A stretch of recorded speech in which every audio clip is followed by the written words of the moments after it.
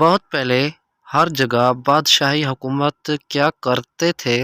ایک مرتبہ ایک بادشاہ اپنے ایک ملازم سردار سے ناراض ہو گیا اور اسے دربار سے نکال دیا اور حکم دیا گیا کہ تم دن رات اپنے گھر میں پڑے رہو، نہ کہ باہر جا سکتے اور نہ ہی کہیں کام کر سکتے ہو۔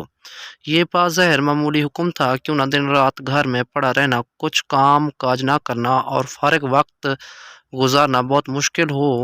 ویسے بھی ایک آدمی ایک ہی جگہ اور ایک قسم کے لوگوں میں رہتے رہتے گھبرا جاتا ہے اور تو اور بہت وحشت ہوتی ہے۔ وقت کاٹنا دوبارہ ہو جاتا ہے۔ چنانچہ اس کے ساتھ بہت ہی ایسے ہی ہوا۔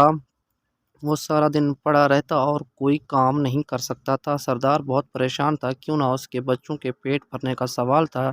جب وہ گھر سے باہر قدم نہیں نکالے گا تو بیوی بچوں کو کھلائے گا کیا اور کہاں سے؟ اتفاق سے کچھ دنوں کے بعد بادشاہ، وزیر اور شہزادے بلائے گئے۔ سردار کو ایک ترکیب سوجھی تو اس کی آنکھیں چمک اٹھی۔ اس نے اپنی بیوی کو پڑوسیوں میں ایک قیمتی جوڑے لانے کے لیے بھیجا۔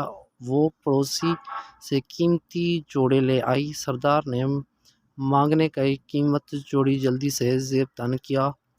سردار نے بھی ہاتھ بڑھا کر اس پر خوب ڈٹ کر کھانا کھایا اور پھر نظر بچا کر بڑی چالاکی سے سونے کی ایک رکاوی اپنے لباس میں چھپا لی اور دربار ختم ہوتے ہی وہاں سے 9 دو 11 ہو گیا۔ اس کے بعد اس کی بیوی بازار جاتے اور سونے کے رکاوی کا ایک ٹکڑا کاٹ کر فروخت کر کے کچھ رقم لے آتی اور یوں سردار کی زندگی آرام سے گزرنے لگی اور پریشانیاں دور ہو گئی۔ ادھر دربار کے ملازموں نے دیکھا سونے کی ایک رکاوی کم نکلی ہے تو بیچارے بہت گھبرائے اور ڈھونڈنے کے لیے ادھر ادھر دوڑنے لگے۔ بادشاہ نے ان کی حالت دیکھ کر کہا کہ تم سب کیوں پریشان ہو؟ مجھے معلوم ہے کہ سونے کی رکاوی غائب ہو گئی ہے اور اب وہ تمہیں نہیں ملے گی۔ مجھے یہ بھی معلوم ہے کہ وہ رکاوی کس نے چرائی ہے۔ اگلے سال پھر جشن ہوا اور دربار مہمانوں سے بھر گیا۔ جشن کے اختتام پر مہمانوں کو کھانا دیا گیا۔ سردار اس موقع پر